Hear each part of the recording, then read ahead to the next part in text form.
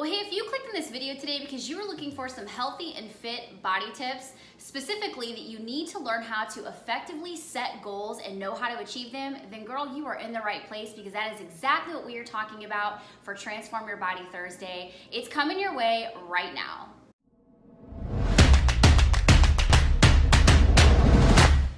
Well, hey y'all, welcome back to my channel. If you've been here for a bit, if you are new, I am super pumped that you are here today. My name is Lauren and my channel is all about making beauty easy for the girl who thinks that she can't. My hope today is that you will consider subscribing and hit that notification bell so that you can get alerts every single time I upload new videos, which is every single Friday, every third Thursday, and every fourth Tuesday of the month. And today is Transform Your Body Thursday, and that is why Lance is here again today for part 2 of my series on healthy and fit body tips. And today we are talking about setting goals and actually achieving them, because this is a place that people get really hung up on, myself included. Definitely. And until we sat down and talked about all these things, I really struggled to actually set fitness goals and see them through. Yep. So the methods that you've taught in your program really changed my life, and I wanted to bring this to y'all because I think that you can take pieces of this and make it adaptable to your own life, not just in fitness, but really in everything. This is how Lance and I do things to get where we want to go in life. And so that's what we're bringing to them today. So Lance, thank you for coming back to my channel. Everyone enjoyed having you last time, so we're pumped. So I have a couple questions for you that I kind of want to address. And in case you guys missed it, last month we talked about sustainable diet and exercise. And so if you missed that, I'll actually link it for you in the eye above so you can go back and check that. That was part 1 of this series, and this is part 2. So let's dive right in, Lance. I've got some good questions for you that have come from comments on YouTube, and then also things that just kind of gel with my own heart that I've chatted with people about and thought, oh, this would be really good to mention. First question is, how do you encourage your clients to set goals and what structure that they actually follow? And one of the things I wrote down as an example is, like, for instance, gosh, I know I used to get really hung up on like how many times I would work out a week. And if I set this goal of like doing 5 and I only hit 3, then I failed. And now it's this cycle of endless, guilt. So how do you do that with your structure with your clients? Yeah, good question. So this one, guys, if you're new to what I teach, 75% of getting into shape, being in shape, staying in shape long term is mindset and habit. A lot of people, it's really popular right now for fitness trainers and coaches to say, I teach mindset. The problem is that mindset on what I teach and what most people think that mindset is very, very different. Mm-hmm. And so a lot of times people say mindset, it's really popular to do this. I'm gonna seem a little cynical here, but it's really popular for a lot of the fitness experts. They've realized that they need to be talking about mindset and how you feel about yourself and how you perceive yourself, but they don't really give you practical solutions outside of love yourself, girl, and get out there and do your thing. And right. here's me with, leaning over with rolls, and here's me not with rolls, and both of those are acceptable and good. And the reality is that doesn't really change how you feel or perceive yourself, and it doesn't change how you decide or make habits or to keep those habits. And so I want to dive in a little bit deeper and talk about some of this stuff. And that's what we're doing whenever we say mindset and we're talking about habits. This isn't just like this fictitious vulnerability, in which case we say like self-love, girl, and this is where it's at. This is like legitimate things that you need to reprogram yourself. And I'm going to give you those tools on how to do that, like I do with my clients and like what Lauren does. And so I wanted to preface that before we talk about the goal system that I use. And so to answer your question as far as goals, most people, unfortunately, and this is part of this mindset, most people end up setting goals based on emotional highs or emotional lows. And what that ends up doing is this creates this, either I'm gonna have a pretense of setting up a goal that's based on this notion of pain. And I just did a video on this recently where people will experience a level of pain that what we feel is a boiling point or a breaking point. Mm-hmm. And you've probably been there, and this is where you determine, I'm gonna work out 7 days a week, I'm gonna lose 50 pounds in the next 60 days, and I'm gonna do this, and I'm never looking back. Not gonna cheat. Yeah, and I'm not gonna cheat, and I've set these crazy standards, and it's not that you don't have the real intentions of following through, it's just that this isn't practical and it's not the way that we're designed. And so what I do is I try and teach people to understand, first of all, not to make decisions on emotional highs or lows. You can't make a decision or a change without first being dissatisfied. So I do want you to be in that state of dissatisfaction, but what I want to do is give you a benchmark rather than you making a decision on this crazy high of, I'm going to do all these things and I'm giving up sugar and I'm never eating after 8 p.m. and all of these. Before you know it, you have these rules and regulations for yourself that you're not even sure if it's going to take you to the next level of where you want to go. And what most people do is they do this, and I want to make sure that you get that overzealous and large goals that are set for you don't lead to amazing results. It usually leads to amazing and unbelievable setbacks. Yeah. So what I do with people is I teach them to use this system. It's something that I borrowed actually from other business models and different things. They use it as a different way of setting some goals, in which case you don't feel like you're overwhelmed. And what I use is I extrapolated the information and I teach people to set this and use it as a system. And so that's what I want to give you, which is something that I actually use with my clients. And this is a good, great, and an awesome goal system. And what this means is that it's a scalable approach, in which case you can set some action plans and your goals that allow you to reach a pinnacle, so your maximum expectation, and a minimum, so that there's no disappointment. But also what this does is this creates a broader range so that you're not going to feel like you failed if you didn't hit your highest mark.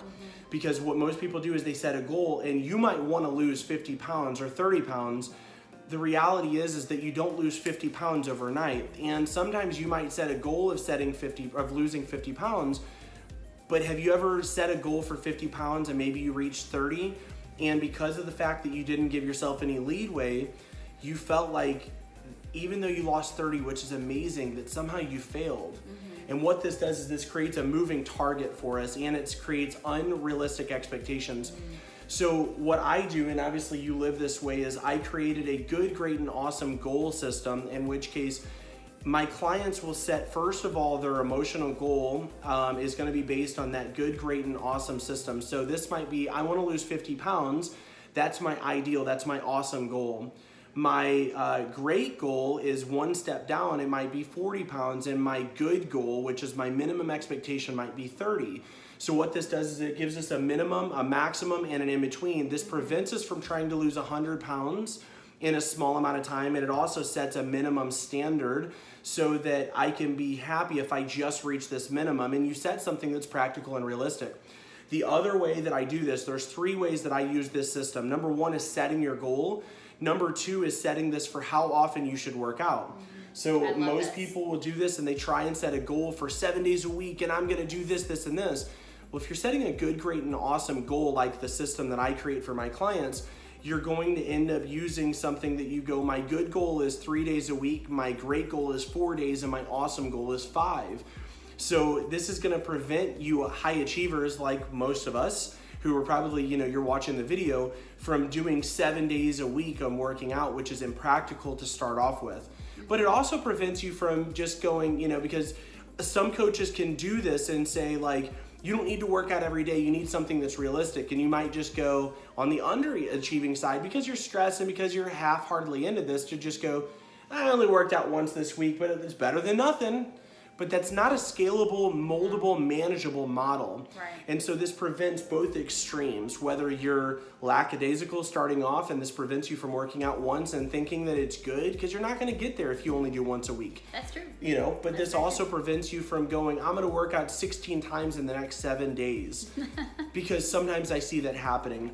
The third and final way that I use this is the duration of how long you should work out. Now you can extrapolate this and use this for anything in life. Yes, and I we do this,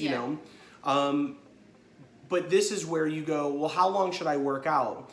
Well, for my clients, my clients are busy, they're traveling, they're working a lot, and so I build things a little bit different. But for you, you might set something and go, you know what? For my maximum, it's going to be 35 minutes. So this is going to be my awesome goal. My awesome goal is 35 minutes. My great goal is going to be 25 to 30. And my good goal is just going to be 15 minutes or 20 minutes. wherever you choose to set that, my program is very unique and specific, but I'm not gonna put that on you. So I want you to set something that you go, my good goal, my minimum goal is gonna be 10 to 15 minutes. If you're just starting off, it's okay to do that. You know, and then, you know, that's it. So that's all this is to stair step your way into a successful and sustainable model. But you need to know that even if you're only able to work out 10 minutes or 15 minutes, that's so much better than nothing. Right. And you might have this idea, and people preach this, go big or go home, all or nothing. And if you can't do something, if you can't do it to the top, there's no point in doing it at all. Bull crap. I absolutely dislike that. It doesn't fit most people's lifestyle. If you're a busy mom, you travel, you work, whatever you're doing, some days you're only going to be able to get what I call your good goal, which is going to be 15 minutes for that day. And what I don't want you to do is to minimize this and to go, I only got to work out 15 minutes today. What was the point? What I want you to do is, I reached my good goal today. And this is how my clients view this, and I help them to reach this and to sustain this. So some days my clients only hit their good goal for how many times a week they should work out, and some days they only hit their good goal for how long they should have worked out for that day. But they hit their good goals for that week, which means that they surpassed what most people do, and they kept sustainability. This is a great way to live your lifestyle. So hopefully that explains it enough. If you want to add something. That's really great. Just so you know, this has really worked well for me because when I first started out, like I hated working out. We've discussed that in plenty of videos. Yep. And now, but then I got to the point where I've seen results, and then I kind of became an overachiever about it and felt I had to sustain this. I had to keep this. Absolutely. It's impossible because life just happens, and some seasons are harder than others, and you have to ebb and flow with your life. Right. And so that makes it work. Yep. So Definitely. Thank you for going into such detail on that. That's huge. Our second question is, what is the most important piece in setting a goal? I think people get really hung up on this too because they really don't understand the depths of it. Yep. And then sometimes it's just like, well, I just want to lose weight. I just want to look better. And that's not going to get anywhere.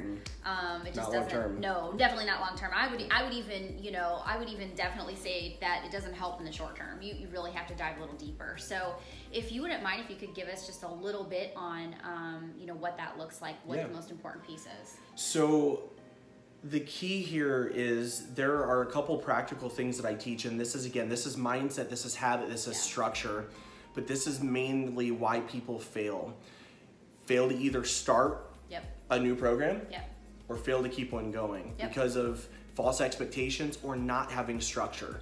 This is why my coaching program is actually more effective than whenever I did face-to-face personal training. And I still take on some clients face-to-face, but I do more coaching involved than what I did before.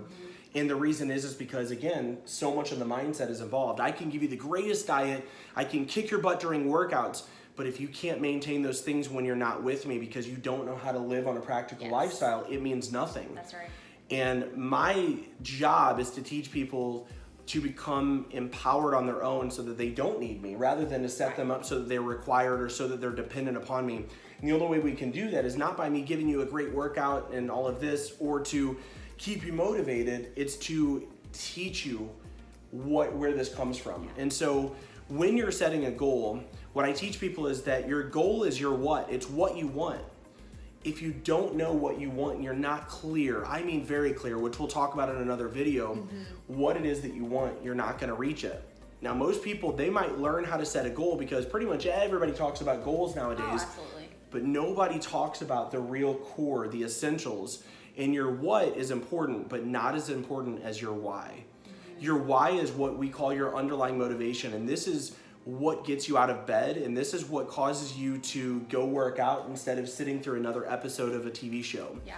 This is what will drive you to move on a day that you don't feel like sticking to a program, or you just want to shovel, Cheez-Its and pizza in your face, as opposed to, eating within your caloric parameter. So your why is the most important piece that I really work with people to dig in deeper. And this is why the coaching is so important, because my job is to help pull that out. And right now, you might be somebody who is more open because you've thought about what this is. You know your why. So for you, it might be maybe you had somebody that left you.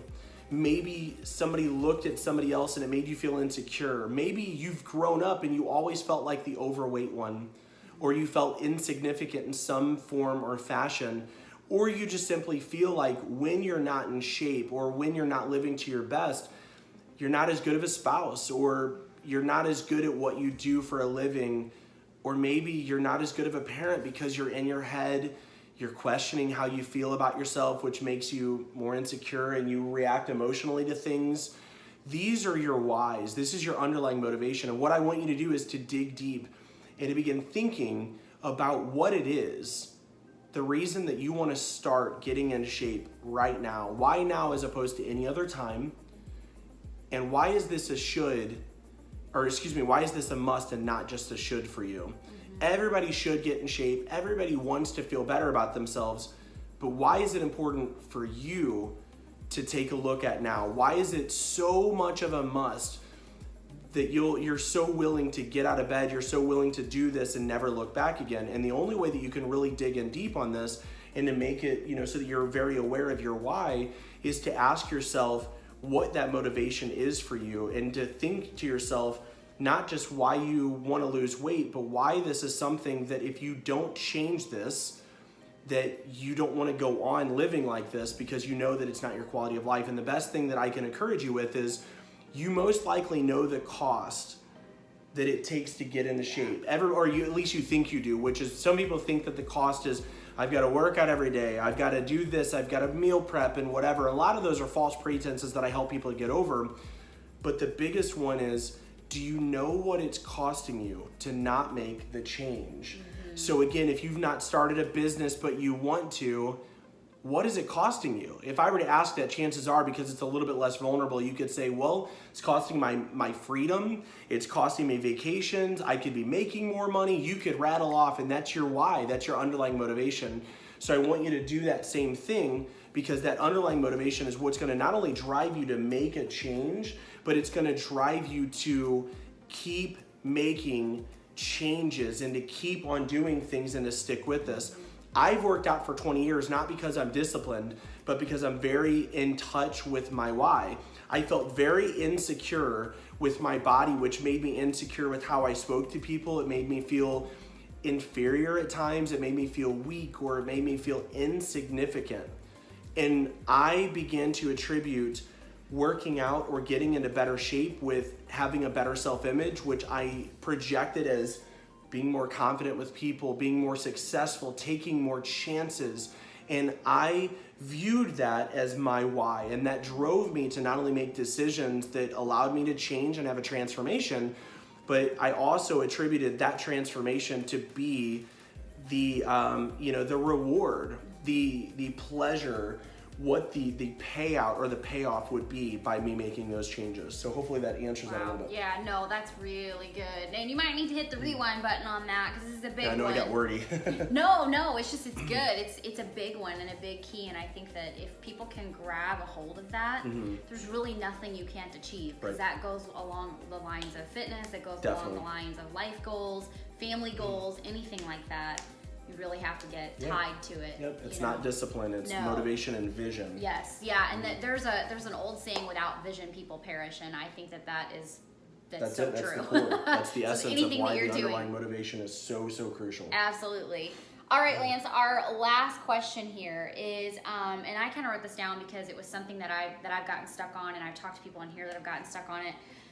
And even on just social media platforms. But I wrote down, I have found that in my own journey, once I reach a big goal, I have not known what to do from there. You teach us in your program to use what's called a goal system. And instead of just setting long-term goals and reaching those and then thinking just go back to the old habits.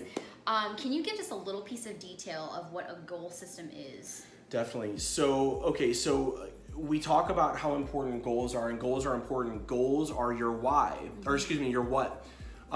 Your why is your underlying motivation. Your third piece of this is your how, your action plan. Unfortunately, most people set a goal, and goals are great to have, but not a goal only. So a goal is, I want to lose 10 pounds. Your goal system is, I want to work out daily so that I will not only reach that 10 pounds, but this is something that I keep up long term. So for example, the best way to say this is, a goal is, I'm gonna save $1,000 for my vacation. Okay. A goal system is, I'm gonna save $1 a day for the rest of my life so that I always have money for vacations. Oh, that's good. Okay, so this is the same thing. One is very practical and it speaks to the long term. Yeah. And you have to ask yourself, what is it that you want?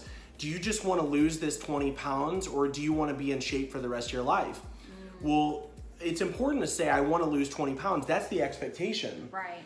But most people, unfortunately, and this is where, and I could go really deep with this, and I won't go too deep, but the reality is that unfortunately most people, and maybe you've been to this, maybe you've had this year goal or 10-year goal. Crap, for us, we had a 10-year goal of moving to Florida. Yeah, we did. And so that's what we did. Now, what most people do is they set, I'll go, a little bit more conceptual. People have this 30-year goal of retirement.